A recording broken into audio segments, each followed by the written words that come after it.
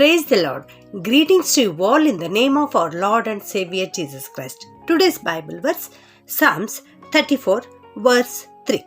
Proclaim with me the Lord's greatness. Let us praise His name together. ಕೀರ್ತನೆಗಳು 34 ವಚನ. ನನ್ನೊಡನೆ ಯೆಹೋವನನ್ನು ಕೊಂಡಾಡಿರಿ, ನಾವು ಒಟ್ಟಾಗಿ ಆತನ ಹೆಸರನ್ನು ಘನಪಡಿಸೋಣ. ಹೌದು, ಇವತ್ತು ಅರಸನಾದ ದಾವೀದನು ಈ ಕೀರ್ತನೆಯಲ್ಲಿ ಏನು ಹೇಳ್ತಾ ಇದ್ದಾನೆ ಅಂದರೆ, ನಾವು ಒಟ್ಟಾಗಿ ದೇವರನ್ನ ಆರಾಧಿಸೋಣ, ದೇವರನ್ನ ಕೊಂಡಾಡೋಣ ಎಂಬುದಾಗಿ. ಹೌದು, ದೇವರ ಹೆಸರನ್ನು ನಾವು ಘನಪಡಿಸೋಣ. ಏತಕ್ಕಾಗಿ ನಾವು ದೇವರ ಹೆಸರನ್ನು ಘನಪಡಿಸಬೇಕು, ಏತಕ್ಕಾಗಿ ನಾವು ದೇವರನ್ನು ಆರಾಧಿಸಬೇಕು ಎಂದರೆ, ಕೀರ್ತನೆ 118:24 ವಾಕ್ಯದಲ್ಲಿ ದೇವರ ವಾಕ್ಯ ಈ ರೀತಿ ಹೇಳ್ತದೆ, ಈ ದಿನವು ಯೆಹೋವನಿಂದಲೇ ನೇಮಕವಾದದ್ದು, ಇದರಲ್ಲಿ ನಾವು ಉಲ್ಲಾಸದಿಂದ ಆನಂದಿಸೋಣ ಎಂಬುದಾಗಿ. ಹೌದು, ಎಲ್ಲ ದಿನಗಳನ್ನು ದೇವರೇ ಉಂಟು ಮಾಡಿದ್ದಾರೆ. ಆದುದರಿಂದ ಪ್ರತಿ ದಿನದಲ್ಲಿ ನಾವು ದೇವರನ್ನು ಕೊಂಡಾಡಬೇಕು, ನಾವು ದೇವರನ್ನು ಆರಾಧಿಸಬೇಕು. ದೇವರ ಹೆಸರಿನಲ್ಲಿ ನಾವು ಉಲ್ಲಾಸದಿಂದ ಆನಂದ ಪಡಬೇಕು. ಪ್ರಿಯರೇ, ಕರ್ತನನ್ನು ಸ್ತುತಿಸುವುದಕ್ಕೆ ನಾವು ಯಾವ ಒಂದು ಒಳ್ಳೆಯ ದಿನಕ್ಕಾಗಿ ದಾರಿ ನೋಡುವುದು ಬೇಕಾಗಿಲ್ಲ. ಎಲ್ಲ ದಿನಗಳು ಕರ್ತನಿಂದಲೇ ನೇಮಕ ಮಾಡಲ್ಪಟ್ಟಿವೆ. ಈ ದಿನವು ಯೆಹೋವನಿಂದಲೇ ನೇಮಕವಾದದ್ದು.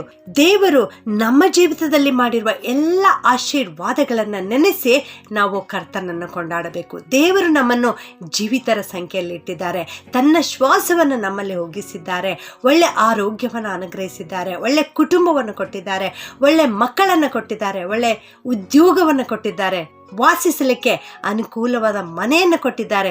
ಇವೆಲ್ಲವುಗಳನ್ನು ನೆನೆಸಿ ನಾವು ದೇವರನ್ನು ಕೊಂಡಾಡಬೇಕು. ಪ್ರಿಯರೇ, ರೋಮ 8:28 ನಾವು ನೋಡ್ತೇವೆ, ನಿಮ್ಮ ಜೀವಿತದಲ್ಲಿ ಸಂಭವಿಸುವ ಯಾವ ಕಾರ್ಯವಾದರೂ ಅದೆಲ್ಲವೂ ಕರ್ತನು ನಿಮ್ಮ ಹಿತಕ್ಕಾಗಿಯೇ ಮಾಡುವನು ಎಂಬುದಾಗಿ. ಹೌದು, ನಿಮ್ಮ ಜೀವಿತದಲ್ಲಿ ಇಂದು ಏನೇ ಸಂಭವಿಸ್ತಾ ಇರಬಹುದು, ಆದರೂ ಅದನ್ನು ಕೂಡ ನೆನೆಸಿ ನೀವು ದೇವರನ್ನು ಕೊಂಡಾಡಬೇಕು. ಪ್ರಿಯರೇ, ಕೀರ್ತನೆ 34 ದಾವೀದನ್ನು ಯಾವಾಗ ರಚಿಸಿದ್ದಾನೆ ಎಂಬುದಾಗಿ ನಾವು ನೋಡುವುದಾದರೆ, ತಲೆಬರಹದಲ್ಲಿ ಈ ರೀತಿ ತೋರ್ಪಡಿಸ್ತದೆ, ದಾವೀದನು ಅಬೀಮೆಲೆಕನ ಎದುರಿನಲ್ಲಿ ಹುಚ್ಚನಂತೆ ತೋರ್ಪಡಿಸಿಕೊಂಡಾಗ, ಅಲ್ಲಿಂದ ರಕ್ಷಿಸಲ್ಪಟ್ಟು ಬಂದಾಗ ಈ ಕೀರ್ತನೆಯನ್ನ ರಚಿಸಿದನು. ಈ ರೀತಿ ದೇವರನ್ನು ಅವನು ಕೊಂಡಾಡ್ತಾ ಇದ್ದಾನೆ. ಅಷ್ಟೇ ಅಲ್ಲ, ನನ್ನನ್ನು ನಿನ್ನನ್ನು ಕೂಡ ಒಟ್ಟಾಗಿ ಸೇರಿ ದೇವರನ್ನ ಘನಪಡಿಸೋಣ ಎಂಬುದಾಗಿ ಇಲ್ಲಿ ಕರೆ ನೀಡ್ತಾ ಇದ್ದಾನೆ. ಪ್ರಿಯರೇ, ಹೌದು, ಅವನು ಹುಚ್ಚನಂತೆ ತೋರ್ಪಡಿಸಿಕೊಳ್ಳದಿದ್ದರೆ ಆ ಅಬೀಮೆಲೆಕನು ಏನು ಮಾಡುತ್ತಿದ್ದನೋ ಗೊತ್ತಿಲ್ಲ.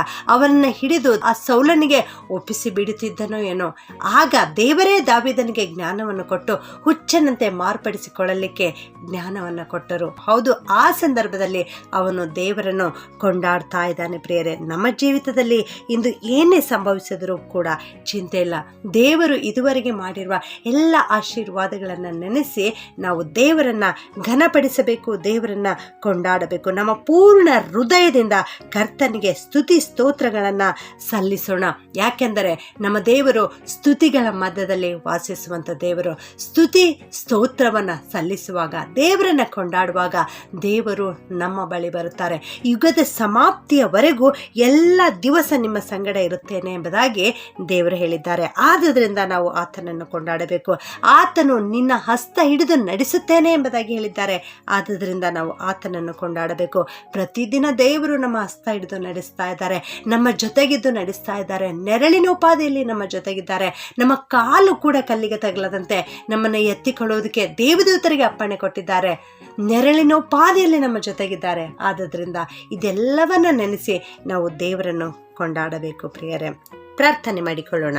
ಪ್ರೀತಿಯ ಪರಲೋಕದ ತಂದೆಯಾದ ದೇವರೇ, ನಿಮಗೆ ಸ್ತೋತ್ರ ಉಂಟಾಗಲಿ. ಕರ್ತನೇ, ನನ್ನೊಡನೆ ಯೆಹೋವನನ್ನು ಕೊಂಡಾಡಿರಿ, ನಾವು ಒಟ್ಟಾಗಿ ಆತನ ಹೆಸರನ್ನು ಘನಪಡಿಸೋಣ ಎನ್ನುವ ವಾಕ್ಯ ಇವತ್ತು ನಮ್ಮ ಜ್ಞಾಪಕಕ್ಕೆ ಕೊಟ್ಟಿದ್ದೀರಿ ತಂದೆ, ಅದಕ್ಕಾಗಿ ಸ್ತೋತ್ರ ತಂದೆ. ಹೌದು ಸ್ವಾಮಿ, ನೀವು ನಮ್ಮ ಜೀವಿತದಲ್ಲಿ ಅನೇಕ ಆಶೀರ್ವಾದಗಳನ್ನು ಮಾಡಿದ್ದೀರಿ ದೇವ.